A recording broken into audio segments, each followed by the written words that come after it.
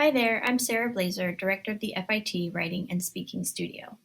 You're listening to a recording of the 2024 presentation, The Generative Power of Notice, Ask, Explore, by members of the Fashion Institute of Technology Writing and Speaking Studio.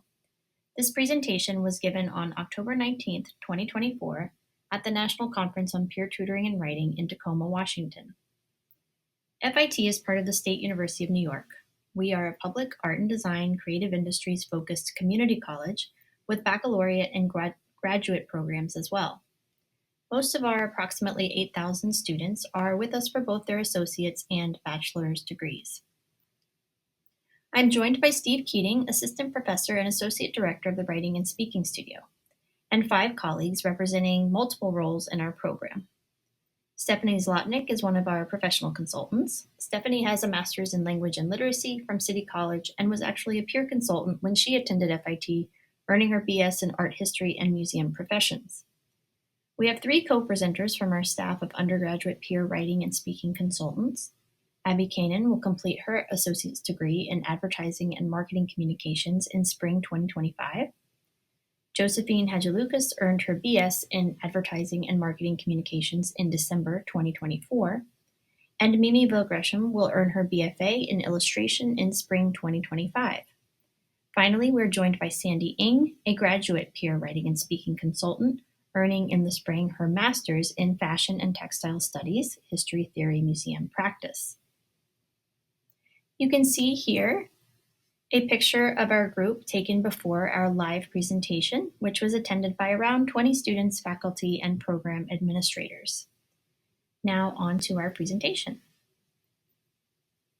Today we'll describe the generative power we experienced applying Kelly, Crumry, Parrish, and Tracy's Notice, Ask, Explore framework in multiple sites of our center's reflective practice. First, as applied to a semester-long staff education program centered on peer tutors observing together their session recordings. Second, in the context of our professional peer mentorship program. Third, in program outreach. And finally, we discussed the Notice, Ask, Explore framework in the context of consulting practice. Notice, Ask, Explore is a framework for reflective practice. It emphasizes careful observation, close analysis and critical reflection, curiosity, and exploration. To be honest, even before we discovered the NAE framework, I think we've been really good at facilitating reflective practice in precisely these areas. In lots of interesting and creative ways, we've developed reflection-rich staff education through a focus on our diverse community of students and a focus on learning and responding to consultants' strengths, interests, and positionalities. But prior to discovering the Notice, Ask, Explore framework, we didn't talk about reflective practice in such a memorable and concrete way. And I think this means that we weren't helping to make reflective practice as clear-cut and accessible to our consultants as we can now that we know and use the NAE framework. And we're here today sharing how we have truly found Kelly, Crumry, Parrish, and Tracy's 2022 framework of Notice, Ask, Explore is like a gift that keeps giving. So I want to just say a little bit about where this started. I learned about this framework at NCPTW in fall 2023 in Pittsburgh when I attended a presentation by Julie Parrish, Megan Kelly, Tori Moore, and Olivia Tracy, all of the University of Denver. I loved everything about this presentation. Ridiculously cute cat pictures on every slide was a plus. They also paused between each section of the presentation to give their audience time to think using NAE prompts, which I thought was both very humane for us on an early morning and also a very effective form of engagement. And they delivered an impeccably tight presentation about their center's Herculean and rather revolutionary efforts to develop an asynchronous consulting program. I was so taken with the clarity and depth of their presentation and with the NAE framework in particular that I knew I wanted to put it into practice as soon as possible. Fast forward to that December and planning for our spring staff education, I was telling Steve about this framework and how I wanted to use it to update our program's observation process the one in which our professional consultants observe our peer consultants. And this is the context Stephanie will discuss. But since this was the original context I thought NAE could really transform, I will say a little bit more about it now. The reason for transforming our process really goes back to the reason we have a staff intentionally made up of peer and professional consultants from diverse backgrounds, diverse in age, experience, education, culture, language, etc. In terms of diverse age and experience specifically, we see the power of people sharing perspectives across experience and age differences to be immensely valuable to practicing a mindful approach to the work we do. It's harder for things to get too tired and routine when fresh perspectives constantly mediate our practice, and it's hard for newer folks to feel lost or go rogue when mentorship that is seasoned, mindful, and respectful is accessible. Maggie Herb discussed how the mutual respect and reciprocal learning that is possible among such a mixed age and experienced staff can truly strengthen the center as a whole. Herb suggests that careful approaches to staff development foster this possibility of mutual respect and reciprocal learning, and experiences in our program bear this out. But of course, mutual respect and reciprocal learning in any community is something to continuously cultivate. And how we support connection and learning among peer and professional consultants will and should change over time. Our observation process is an important case of our effort to hold up a mirror, notice the need and possibility for change, and explore and test new options. The process we had was intended to promote reflection and discovery rather than evaluation, but it often felt evaluative to both the professional and the peer consultants. My attempts to frame the process in this way did too little to change how people actually experienced it. So when I learned about the Notice, Ask, Explore framework, an alternative form began to take shape in my mind. Our new observation process would be steered by peer consultants' efforts to notice, ask about, and explore features of the observed session. They would have time after the session to reflect with guiding NAE prompts, and then in a follow-up conversation, the peer consultant's reflections would be the focus and the professional consultant would take the role of thinking partner. With this change, our professional peer consultant observation process became one that was much better designed to support genuine co-investigation and discovery. As soon as I talked through all of this with Steve, he read Kelly et al.'s NAE 2022 article and planned our spring staff education program around an NAE-based recorded peer-to-peer observation exercise. Steve, Abby, and Josephine will share the design and experience of this NAE-based peer-to-peer observation process. Then Stephanie will share more about our NAE updated observation process for the peer and professional consultants and her experience with it. And she'll share input from consultants who experienced both the old and the new observation process. Stephanie will also discuss the impact of NAE on mentoring peer consultants as they developed their philosophy statements. And Mimi will reflect on her experience of working with Steph and her journey of reflecting, writing, and connecting her philosophy and practice. I will then share how NAE made a surprise appearance in the planning of an annual faculty and administration-facing event, and Sandy will close us out with her self-study of NAE in her consulting practice. Thank you for listening. I'm Steve Keating, the Associate Director of FIT's Writing and Speaking Studio, and in this next part of our presentation, I'll be focused on how we used NAE in our ongoing staff education this past semester, what we learned from that process, and how we believe what we've learned will impact the way we think about our staff education work in the studio going forward. Abigail Kanan and Josephine Hadjilukas, two of our peer consultants, will also present to you, talking about their experience in last semester's staff education and elaborating on some of our most important takeaways. Before I get into what we did in our staff ed, though, and what we learned from that, I want to give a bit of background on why we saw NAE as promising for our staff education model in the first place. Number one, Observation is a big and consistent part of what we do and always has been.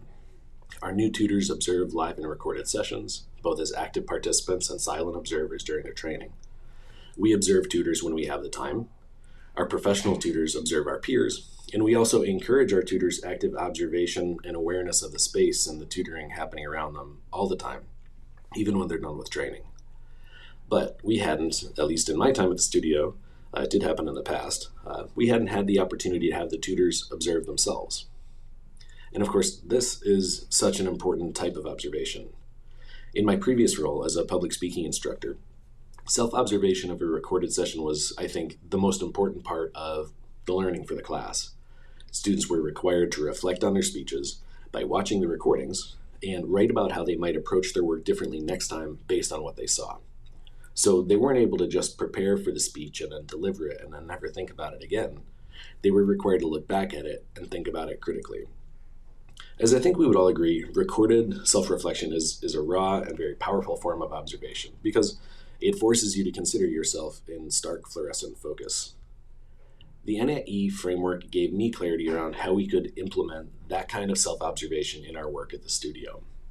But more importantly, it showed me a promising and memorable system for packaging that learning so that it could be understood, remembered, called upon, and applied in a pretty straightforward way in multiple or many aspects of the work that we do. So in terms of process, here's what we did. And if you are familiar with the NAE article we're referring to, what we did was a little bit different because we needed to adapt it to our staff and our space. So for spring 2024, all active tutors, those who had already completed their training, were asked to record one of their online sessions, with the tutee's permission, of course, to be used for observation later in the semester. We had 4 3-hour-long Saturday staff education sessions in which we would conduct that observing. And the first one we spent talking about observation in general, introducing the basics of the NAE framework, and then providing instructions for the following months. We also paired off all of the tutors so that they would have someone to conduct their observations with in the coming meetings. In the second and third meetings, we did just that. We had tutors sit down and watch the entirety of their sessions. And during those sessions, they would notice things, any things, and write them down. And then after watching, ask questions of each other about them and explore different possibilities. The fourth and final Saturday session of the semester was focused on reflection and consideration of what tutors as individuals learned about their work and what that might ultimately mean for them and their tutoring. Those were the basics, but we also made some more studio-specific decisions, which I'll explain briefly. One, we chose online sessions because of the ease of recording them and the comparative difficulty of recording face-to-face sessions, with a busy studio, possibly catching other sessions in the recording, sound quality, camera setup, and so on. Second, because we do not always have enough sessions in a given week or during a given shift time, tutors were also given the opportunity to record a session with one of their coworkers, one that they did not know so well. In other words, we asked them not to record with their friends. And again, this was just meant to be a last resort. Unfortunately, some tutors may have taken this as an option because it seemed less difficult or they forgot. And also, unfortunately, many of them chose to work with other tutors that they knew well or were very good friends with. Although this was not ideal, we knew we could learn something from that too. Third, we asked tutors to observe the entirety of their recorded sessions, even though that took a lot of time. The reason for this is because we didn't want them to cherry pick flattering sections or not possibly benefit from something that someone else would have noticed that they did not. And fourth, we initially had the tutors do their asking without any guidance, but we found it was helpful for them to have some questions. So in the first observation meeting, we ended up generating some guiding questions and writing them on the board. And by the second, we had prepared a guide, which proved very helpful. What we learned. At this point, we'll talk a bit about what we learned from the process. Spoiler that there is a lot, so we've broken it all down into 2 categories. 1, consultant takeaways, and 2, director takeaways. The consultant takeaways deal with experience and practice, and the director takeaways deal more so with implementation and further use of NAE in staff education. After learning about recording our sessions, we as consultants initially had a lot of mixed feelings about this experience, which was the reason that the first consultant takeaway from this whole process was that actually recording ourselves could feel uncomfortable and make us act and tutor differently. When I created a recording to observe using NAE at our staff development meeting, it was my 3rd week tutoring on shift at the studio, and the session itself would be my first online appointment ever. Having it immortalized on camera felt slightly mortifying, and the whole process made me a bit nervous. The session itself was one with a student in my same major, and we worked on revising an assignment for her journalism course based on her professor's feedback. My one consolation, I assumed, was the confidence I felt in the content we were covering in the session, due to my past experience with the coursework. When actually recording, however, one of my biggest struggles was the sense of hyper-awareness I had throughout the appointment. To me, the term hyper-aware boils down to overthinking each thing I was saying during the session. It felt like I was constantly assessing the choices I made, rather than being in the moment. Later on, when speaking to other tutors, I realized that I wasn't alone in feeling uncomfortable.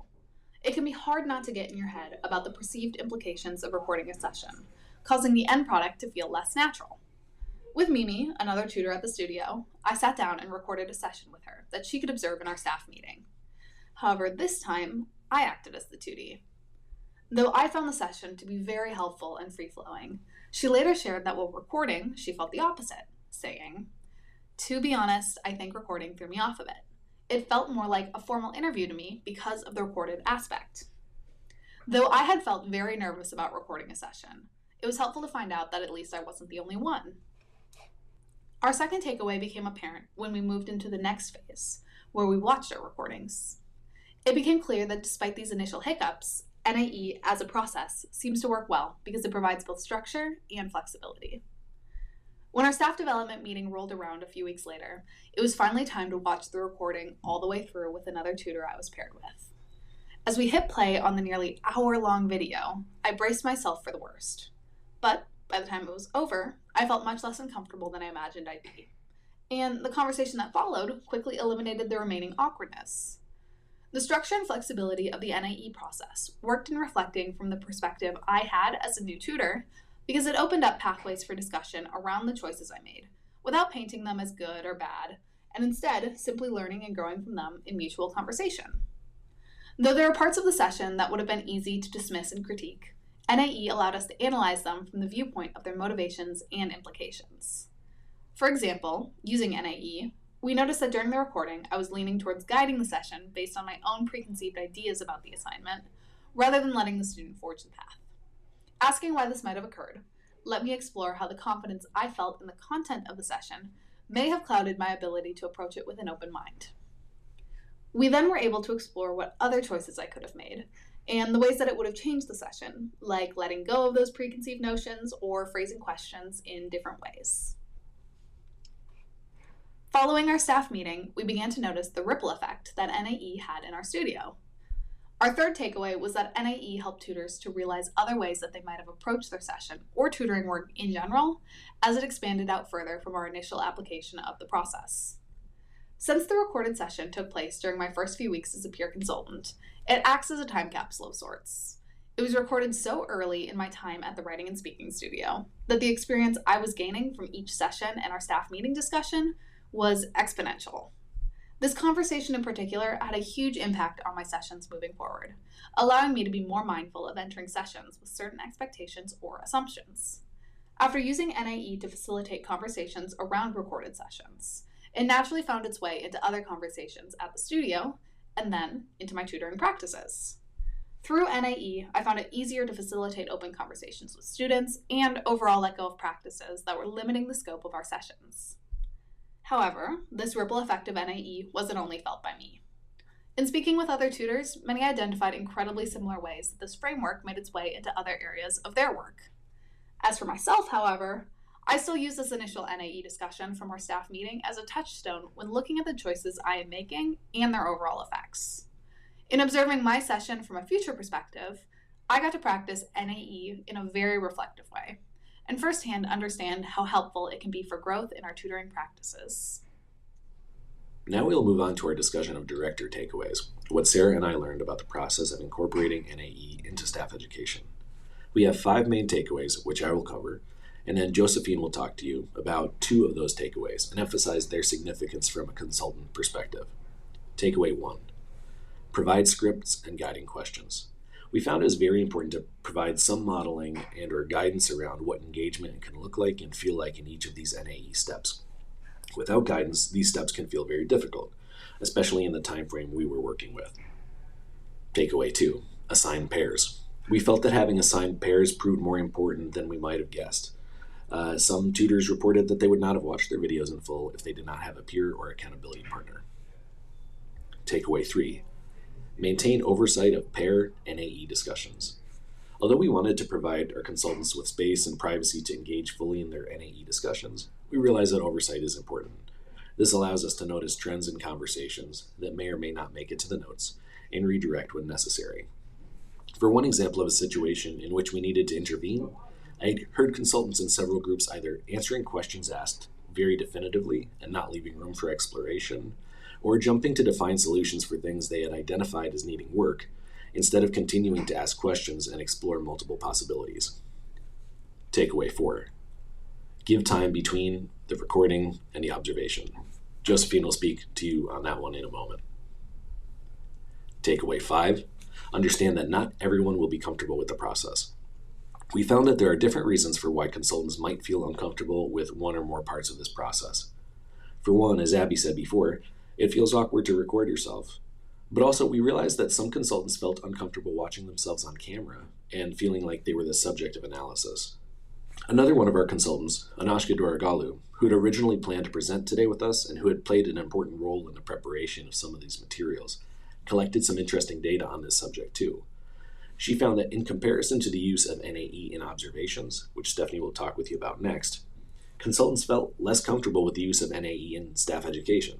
And this could be due in part to the fact that truly it's a lot of work. Even just the fact of sitting and watching the entirety of a session may feel daunting, tiring, or uncomfortable. We're taking this point very seriously and considering how it might impact what we do the next time around. For one thing, we will likely make an adjustment to how we watch the recordings. Instead of having consultants watch their sessions during staff education, we may ask them to do so at another time and take notes, and then bring those notes with them to the staff education meeting. Okay, so those are our 5 director takeaways. And now, again, at this point, Josephine will talk about these takeaways from the consultant perspective. I'm going to talk about 2 of the director takeaways and my experience as a peer consultant with the framework Sarah and Steve set for us to use and the timeline of the Notice, Ask, and Explore recorded observation process. I have 2 big terms that really summarize my experience with NAE and what it felt like to process this technique: epistemological and metacognitive. I know, these are great big words with great big pedagogical lessons, but that is what the experience was for me. To me, NAE felt like learning a new language, a language of knowledge. It made me ask myself how I know the things I know, and question how I think about my thinking. And the process of learning the language of NAE became very meta and very overwhelming. But something that saved me was having a framework to approach the Notice, Ask, and Explore process. Steve and Sarah provided us with a handout for when we watched and talked about our recorded observations. The handout acted as a map for the NAE process. These are some of the prompts from the Notice, Ask, and Explore handout. Notice: what occurred during the session? What did I or they do? Ask: what led me or them to say or do that? What was I or what were they feeling right before? And explore: what was the impact of this? What other ways could this moment have gone? What might the impact have been? The questions may seem obvious, but they were essential in starting the conversation between me and my observation partner. And the framework built my confidence with NAE to the point where the new language of NAE has become intuitive. It has started to show up in so many different ways, most notably in my sessions with students. Recently this semester, I had an amazing session with a student who came in to work on their artist bio and statement. Something we talk about often in the studio is the rhetorical situation, which asks us to question and answer who the author, audience, and context are. I noticed that the student was clearly already thinking about the rhetorical situation, but they never named the term directly.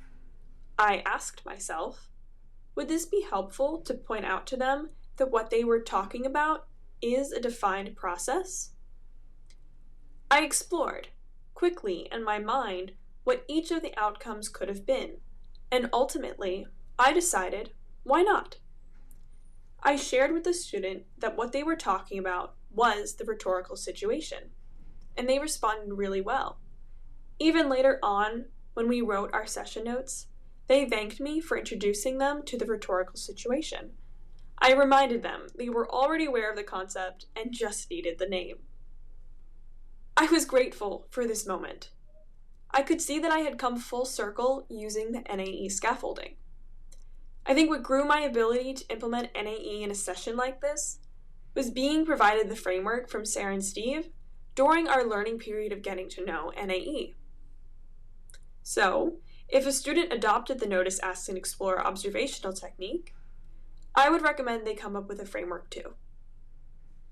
I'm going to speak a little bit about my experience with the timeline from when we were first introduced to NAE to when we recorded the session, and the importance of the pause between when we recorded our session and when we sat down to observe it together. As Steve outlined in the timeline, we learned of NAE through Kelly et al.'s article, and then in the weeks to come, we were to record a session with a student. I recorded my session soon after reading the NAE article, which left me about a month or so to when my peer and I observed and discussed the recording. During this in-between time, being the good consultant that I am, I found myself recalling NAE a few times, rereading the article and talking with coworkers. When it came time to observe the recording, first of all, it was very awkward hearing myself say 1 million times. But more importantly, I noticed how I had forgotten a lot of what happened in the session. In retrospect, I think that forgetfulness was helpful. It created distance between me and the session and allowed me to enter the NAE observation process with a more objective and less evaluative mindset. I spoke before about how important it is to have a framework and map to build familiarity with the language of NAE, but that familiarity also comes with time. The month I experienced between recording and observing my session was necessary to help me build confidence with the language of NAE. The greater sense of purpose here is to expand our viewpoint, which, as I see it, is the ultimate goal of NAE. Creating that distance allowed me to expand my vision and not limit myself to what I initially thought. Facilitating tutors' familiarity with NAE over time will generate that sought-after NAE intuitiveness.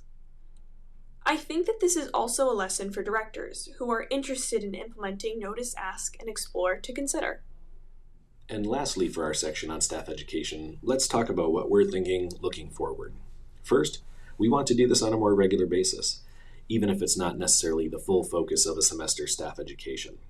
We feel like it will be important for consultants to be able to do something like this more than once so that they can have the experience of observing themselves with NAE, possibly make changes or maintain certain strategies and approaches that they're using for their work, and then look at their growth in future recordings where they're using NAE again.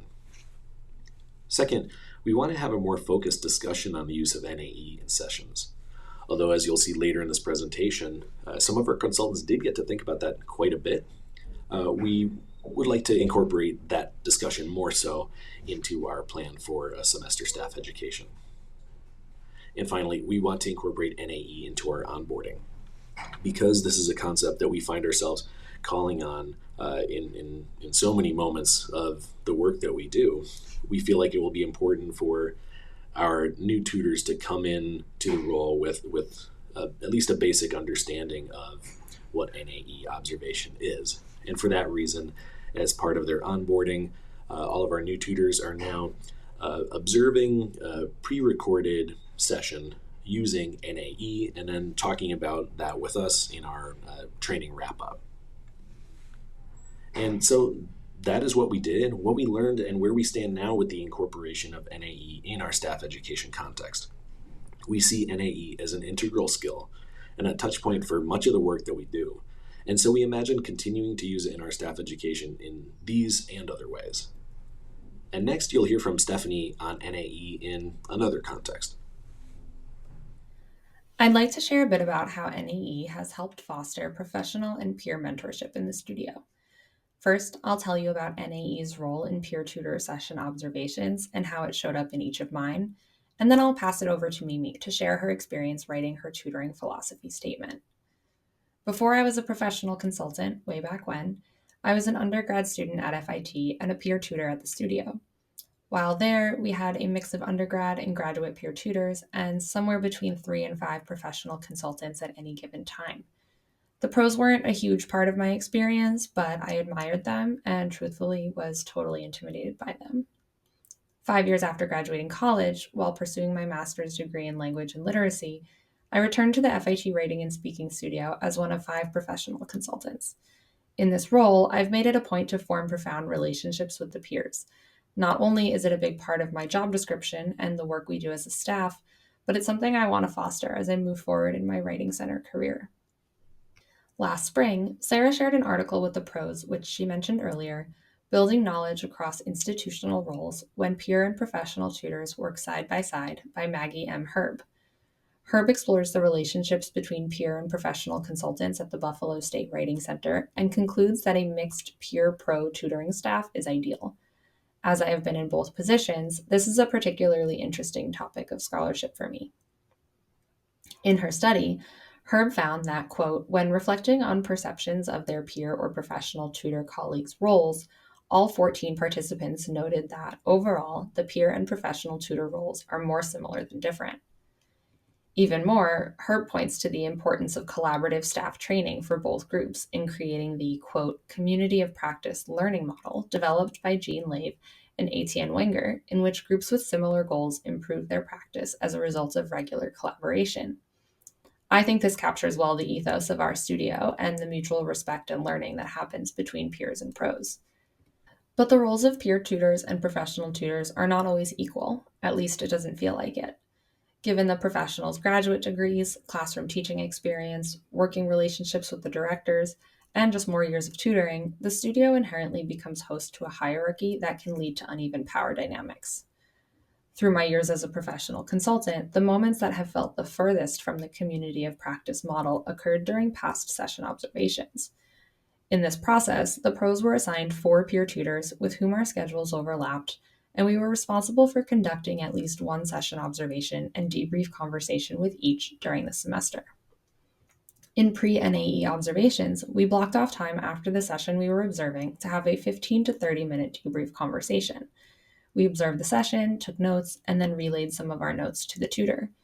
The professionals were encouraged to notice how the tutors are practicing genuine listening, engaging in rapport-building conversation, facilitating critical decision-making, and negotiating session expectations, and, if needed, to use what we noticed as conversation starters, sharing what we thought worked well and what could be further developed. In an effort to minimize my authority, I began the conversations by asking how the peer tutor felt about the session, what they felt good about, and what felt challenging. As we discussed the things that both of us noticed in the session and tried to explore opportunities for discovery, it was difficult to move away from the feeling that I was evaluating their work, listing things for them to improve and making concrete suggestions. Speaking with some of our current peer tutors who have been with us long enough to have experienced both pre and post NAE training confirmed my thoughts on this. Josephine told me that despite the questions the pros asked about how she felt in the session, the exploration of possibilities just felt like suggestions for tutoring. Cynthia told me that having the debrief immediately after the session made it feel like she was seeking validation and that the conversation had a teacher-student dynamic. As productive as these conversations might have been, they perpetuated an atmosphere of peer tutors having some sort of a deficit that can be fixed with advice from a pro. Last semester, however, the process shifted when NAE became our focus. The entire staff read about Notice, Ask, Explore and discussed it during staff development, and I'm excited to tell you about how it generated a more meaningful and collaborative observation process. This time, we did our observations, and then a few days, sometimes even a few weeks later, we had the debrief conversations. We set aside an hour for the debriefs, and the peers spent time beforehand free writing responses to prompts about what occurred. I noticed, I'm curious about, I wonder, what if, how could I? In our new NAE-based observation process, we all had time to reflect on our own before meeting, giving peers the space to notice and pros the space to consider how to facilitate a deeper conversation. With this addition of time, we were already prepared for a more thoughtful, less evaluative debrief. In fact, what ultimately occurred as NAE became interwoven in our observation process is a profound example of the reciprocal learning between both groups that Maggie Herb asserts strengthens a writing center. My first two observations went smoothly, and NAE seemed straightforward and, dare I say, easy. The first tutor I met with wrote in her reflection, quote, "I wonder how the student perceives me, if my mistakes are taken as incompetence or not." She explained further, and we dove into some of her insecurities around tutoring. Trying to lean into the Explore framework, I asked her to consider what might happen if she reframes her insecurities as potentially comforting to students rather than signs of incompetence. By the end of our debrief, she seemed to feel more confident in herself, and I felt even more confident in NAE. It had given me the language I needed to investigate this tutor's insecurities, as, to use Herb's terminology, a challenge rather than a deficit. Diving into the tutor's reflections in this manner removed any sense of hierarchy that may have been lurking underneath. In the second session, I observed the tutor had spent a good chunk of time on a single citation that she and the student were unsure of. Our debrief then partly consisted of us discussing what could have happened had she sought help from another tutor in the moment, and how the student might have perceived that. Again, NAE provided me with the words to foster exploration in what otherwise could have felt like a more judgment-led interaction. My third observation was the one that made me question NAE's ability, and to my surprise, it came through for me. This tutor had previously told me about her instinct to impose her own thoughts and opinions with students, which was evident in the session I observed. Still, I wasn't sure the non-evaluative, co-investigative qualities of NAE were going to cut it in our debrief. But Kelly et al. Note that NAE, quote, "seems to support self-awareness about individual consulting." As it turns out, this tutor's self-awareness, plus my newfound mentoring rhetoric, allowed us to truly explore the possibilities. What if she had said this? What if she had tried that? What if, what if, what if? I left our debrief even more convinced NAE was the switch we needed to turn off the uneven power dynamics between peers and professionals. My fourth and final observation debrief was unlike the others in that it didn't really go anywhere. The tutor was not naturally inclined to notice much about their work, and I learned that I wasn't naturally inclined to facilitate the noticing. In my other observations, my role was to help push the tutor into the asking and exploring phases. In this one, though, it was on me to facilitate noticing, and without preparation, the conversation fell flat. Even so, as NAE was at this point running through my veins, there was a sense of equality in our conversation, and we managed to create a dialogue of mutual respect and inquiry into our shared work. Plus, I now have the opportunity to explore for myself what might have happened if I was prepared to facilitate noticing. Clearly, NAE is not a one-size-fits-all solution, but it certainly has the potential to spark some truly meaningful conversations, and perhaps more importantly, for me at least, it gives professional consultants the tools we need to actually be the mentors we strive to be. As Sarah mentioned earlier, observations are not the only contexts in which NAE was particularly generative for our pro-peer relationships. Similarly, the process of working with peer tutors on their tutoring philosophy statements benefited greatly from the framework. For context, all peer tutors are required to write tutoring philosophy statements, and last semester, they each met with a professional at least once or twice to work on it. I worked with Mimi and found that NAE was as crucial in these conversations as it was for my observation debriefs. So I'll pass it over to Mimi to share a little more. This past spring was my second semester as a peer consultant at FIT. Although I was still fairly new at the time, I had learned a lot in my first few months there, and had spent a lot of time reflecting on what I wanted to accomplish as a peer consultant. At FIT, we all develop a tutoring philosophy. I wrote my first version in the fall and was preparing to update it when I met with Steph, my mentor, in the spring. When we met to review it, I remember reading it out loud and wanting to stop. I wanted to stop because it did not resonate with me the way it once had, but I wasn't sure why. I'm currently studying illustration at FIT. Being an artist has always been a central part of my identity. Early on in my meetings with Steph and another professional consultant I like meeting with, we started to explore how my process as an illustrator can be integrated into my writing process. As an artist, visually exploring my truth sometimes means that my best ideas are the ones that come to me past midnight. Those sketches somehow resonate with me the most. I often write notes to accompany my sketches and explain the meaning behind them.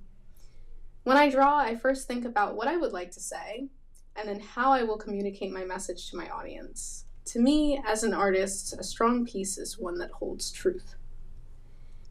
In between these meetings with Steph, I tried using my artistic process to revise my philosophy statement. I spent hours making notes and drafts, webs and diagrams, only to use none of them. But even after doing this iterative process of pondering and drafting for weeks, it began to feel overwhelming. I realized this type of writing was new to me. This tutoring philosophy, in some ways, was very abstract. I initially thought that the philosophy was meant to sell the idea of me as a tutor rather than articulate something that I wanted to work towards. Writing it under that impression, my first tutoring philosophy felt sugar-coated. So I finally met with Steph again. When I tried explaining my thoughts to her, Steph saw how frustrated I was, and after listening to me rant, she reminded me of my artistic process that I had told her about in the beginning of the semester. In order to face my tutoring philosophy again, she encouraged me to channel my inner artist in order to realize myself in this piece of writing. Go back and just write, Steph told me, and try not to look at your notes. The rest of the time I was in the studio that day was spent typing what would later become the final draft of my second tutoring philosophy. I did go back and edit it, of course, but I was happy with it because I had written what I had really thought, and at the very least, it made sense. I was finally able to breathe. I wasn't even aware that Steph had used NAE to help mentor me. Steph, noticing how I felt overwhelmed in the earlier stages in the process and encouraging me to explore what would happen if I had used a process that is more natural to me to write my tutoring philosophy. Even the most subtle tactics made a substantial difference. Looking back, I was satisfied with what I wrote because it felt true to me. What I discovered from this pile of words was that I was writing about truth, the importance of creating for ourselves and being transparent in our work. In my philosophy, I was finally able to clearly express what I wanted to do in my sessions as a tutor. Help students connect emotionally with their work and find truth in it. In upcoming semesters, I can use NAE to access these more emotional parts of our sessions, such that students can feel like they can have a place to truly express themselves. Earlier in the semester, I had a bit of an aha moment. I had a session with a student with whom I had worked frequently with in the past. She loves creative writing, and I think she has quite the knack for it. Many of the pieces I had worked on with her were for scholarship or internship applications.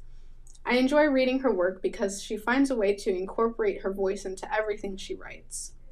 You can tell she's writing with intent. We met for the first time last fall, when I was still a new peer consultant. I struggled to be a tutor in this situation because I wanted to help her get this scholarship. And though she was a strong creative writer, there were still guidelines she needed to follow, and I was not sure how to retain her style while working towards making this a truly solid application. I questioned whether my suggestions sounded like critiques to her, and what would be lost if we went with them. This tutee, however, knew what she wanted and was comfortable enough with me that she sometimes argued against my suggestions. Though I felt that I was right, I was relieved that she was strong-willed. In our latest session, she had told me that she did not get the scholarship, but she was happy with what she wrote, and to me, that felt like a victory. Ultimately, the student had taught me where I stand as a tutor in this situation. The push isn't always necessary. Now I can give her more constructive feedback such that she can preserve her authenticity. Now I must discover how I can push less driven students towards finding themselves in their academic work. As a student, I am well aware of how difficult it is to find motivation in the face of deadlines, and I think other students may feel this way too. Other times, it may be a challenge for students to show off their strengths when they are tasked with assignments with very specific needs. Whatever the case is, I want to help students acquire a sense of confidence by establishing a safe space where they can explore parts of themselves that would have otherwise been overlooked. Looking back, I realized that this tutoring philosophy became a truly multi-layered piece. I discovered my truth as a tutor because of the goals that I had been working towards as a student, which included incorporating my creative voice into all of my work. By rewriting this philosophy, I questioned how I tutor and began to develop ways to reshape the way I navigate my sessions. Steph's noticing, asking, and exploring my process for my tutoring philosophy made waves in how I think about my sessions with students.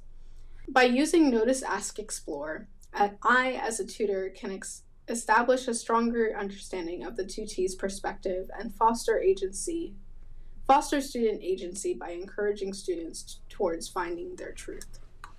I'm now going to share how the Notice, Ask, Explore framework unexpectedly found its way into our program outreach work, specifically in planning for an annual event we call Tutor Perspectives.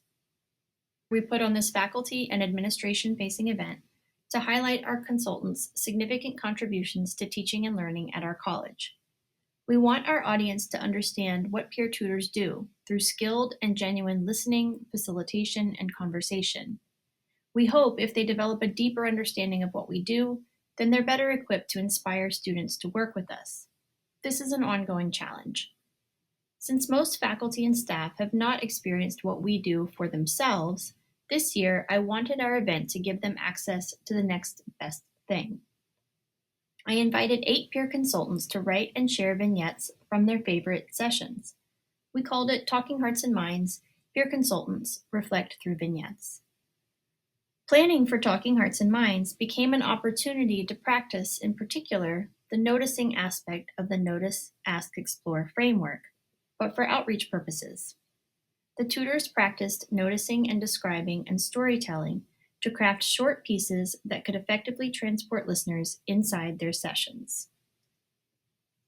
Novelist R.O. Kwon said her working theory about literature and words is that they provide the best approximation she has come across to date for what it might be like to exist as another human being.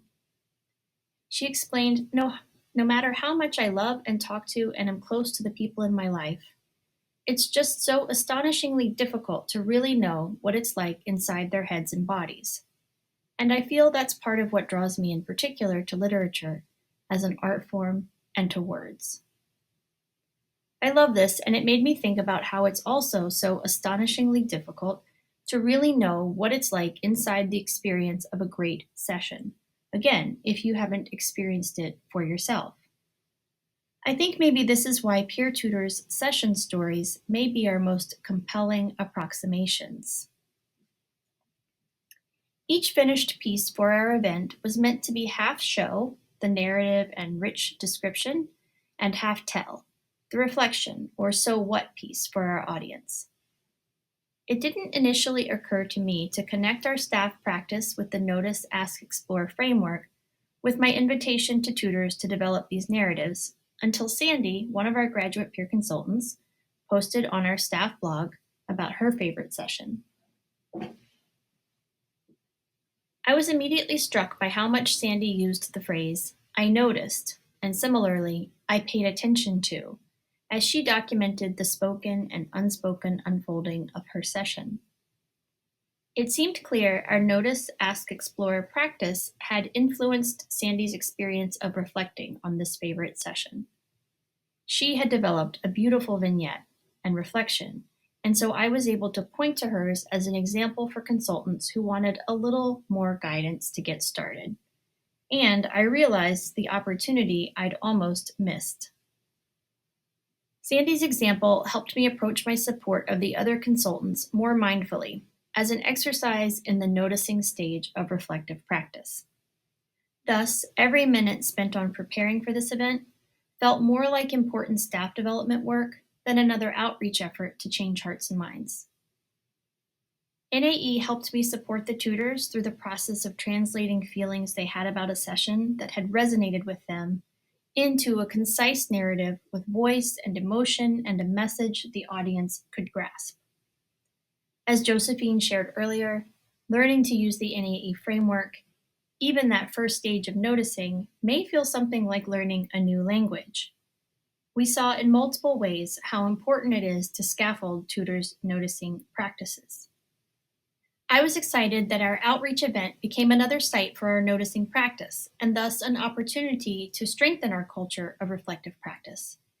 And it was clear the session stories really resonated with our audience. In fact, I felt we had connected with our audience more deeply than I think we have at previous events. The tutors' stories brought up connection and belonging, divergent thinking, confidence and motivation. As a set, they highlighted a lot of the values we espouse, and they even became part of our staff readings this past fall semester. One of the biggest takeaways for me is that we can design outreach programming and materials in a way that intentionally involves deep staff learning. We don't necessarily have to prioritize one over the other. I want to think about all of our outreach efforts in this way. I also want to note that hearing tutors describe and reflect on sessions they enjoyed most was really valuable to Steve and to me. When tutors documented the details of their favorite session, we gained an important opportunity to see what they value most about their work. This helps us gauge and reflect on their alignment with what we are trying to teach and cultivate. And we have a chance to see new possibilities for learning that we might not have tapped, or possibilities that we may have forgotten. Finally, this outreach and staff development experience, which was made all the more impactful when connected with the NAE framework, has me thinking about the Peer Tutor Alumni Research Project, or PW-TARP, which some of us will remember from many years ago. Looking back at the PW-TARP survey, which many have used or adapted for their programs to study what our tutors gain from their work with us, I see room for tutors' favorite session stories as another great source of data, another valuable window into what peer tutors take with them when they leave us. I'll turn it over to Sandy now to share the results of her NAE-inspired self-study.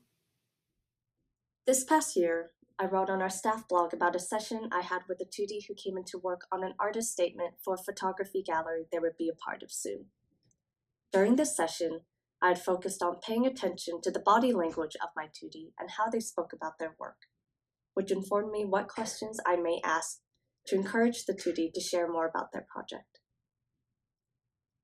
After I had published this post, Sarah asked me to share this post in our Tutor Perspectives event.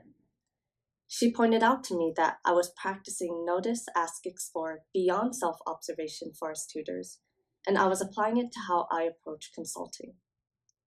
I started tutoring about a year ago, and during our training, I learned that our studio focuses on asking questions rather than lecturing a tutee, to speak with them and not at them. Naturally, in order to ask questions, you must notice something first. And when you ask a question, this naturally leads to exploration. And so even before we had read about the formal framework of NAE, I had already been practicing its principles. But the formal NAE framework allowed me to dive even deeper into this practice. I'm here to share what I've learned about using NAE in tutoring sessions and things to consider. First, in all sessions, there are moments when tutees draw a blank, hesitating to know what to do or think about next. It's a natural part of the writing process. However, I've noticed that even in these moments of pause, the tutee is already noticing or about to ask questions. They're just nervous to share. This could be for many reasons. They're nervous in general about the tutoring environment. It could be their first time in the studio. Sometimes they're overwhelmed by the scope of the assignment and are paralyzed. Most of the time, they simply think their thoughts might just be wrong or not developed enough to share. So how do we, as tutors, notice and understand this hesitation? Simply put, it's helpful to be in tune with visual and verbal cues that may indicate that our tutees are already thinking. For example, with visual cues, going back to that session I wrote about in the staff blog, this tutee was rather hesitant coming into the session. They had a draft, but they felt strongly that they needed help.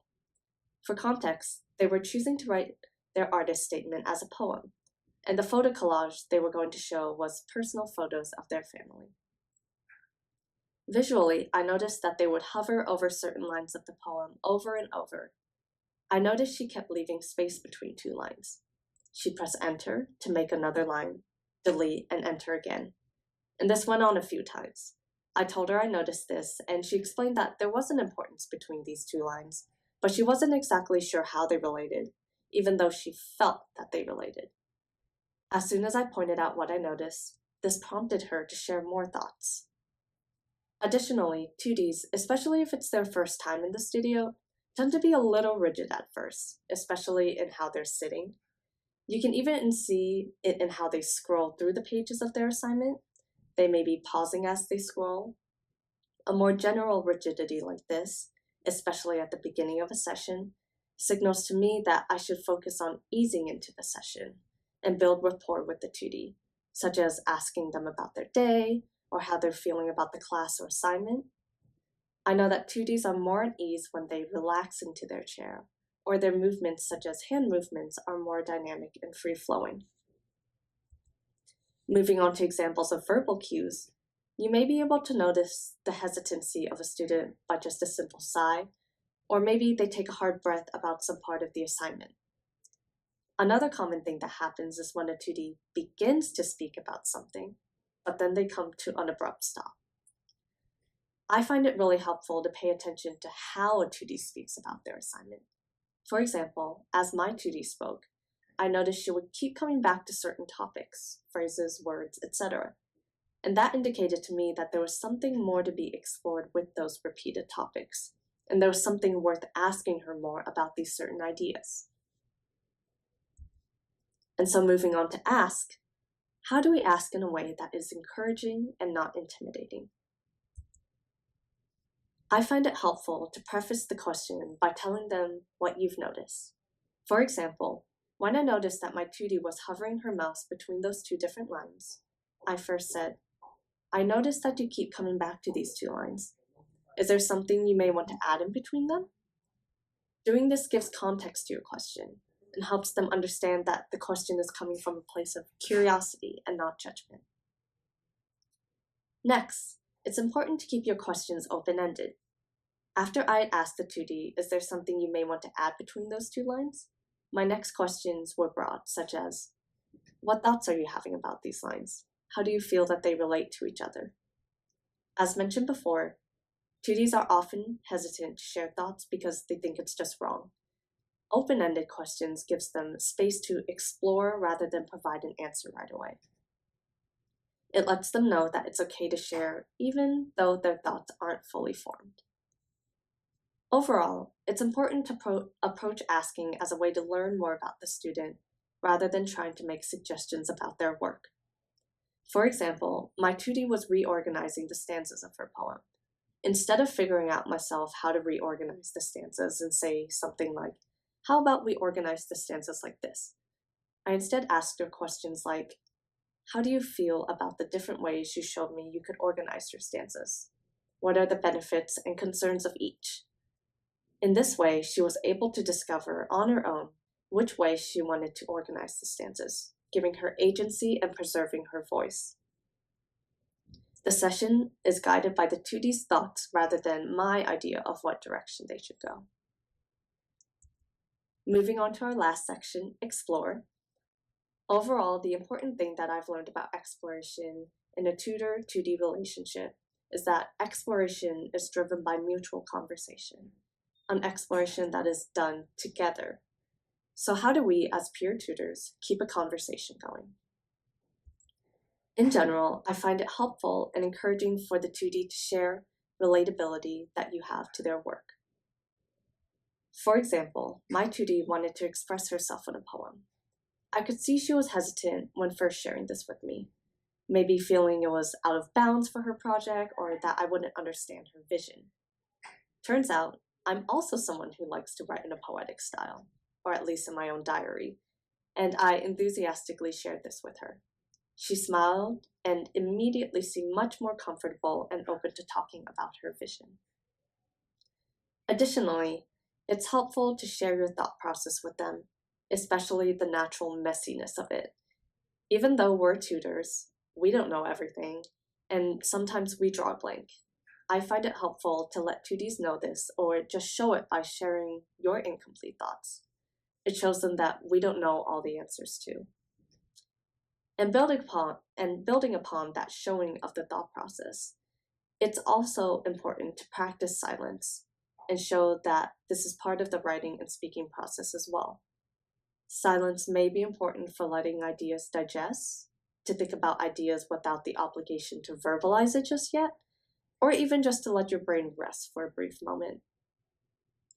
Additionally, it helps to reassure the 2D with positive reinforcement. When they see that I listen and nod and smile when I nod, they start to share more and are not as afraid of pausing or having thoughts that haven't been fully developed. They realize that us tutors aren't here to tell them what to do or judge what they do. We're here to help them realize that they're a lot more knowledgeable than they think they are. In conclusion, writing and speaking is a creative process, and it's a vulnerable process. Sharing your own ideas can be nerve-wracking. Personally, and I believe the rest of the studio agrees, that our 2Ds know more than they think they do. They may already be noticing or asking something about their work, but because they don't entirely understand their thoughts, they're afraid to share. My ultimate goal as a tutor has always been to create a welcoming and safe space for my 2Ds, to be like a new friend fascinated by what they have to share, rather than be an interrogator of their work. Notice, Ask, Explore provides a concrete framework for guiding this type of conversation. Essentially, the mutual nature of NAE allows me to get the NAE out of my 2Ds and have them write comfortably and freely. Thank you for listening. Also, thanks to Anoushka Doragalu, a peer consultant at the Writing and Speaking Studio, who contributed research to this presentation, and art by Greer DeMagli and Kendall Eddy. Thank you to those two former graduate peer consultants.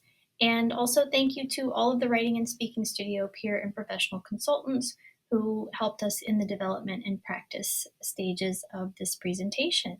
And we will leave you with our works cited. Again, thank you.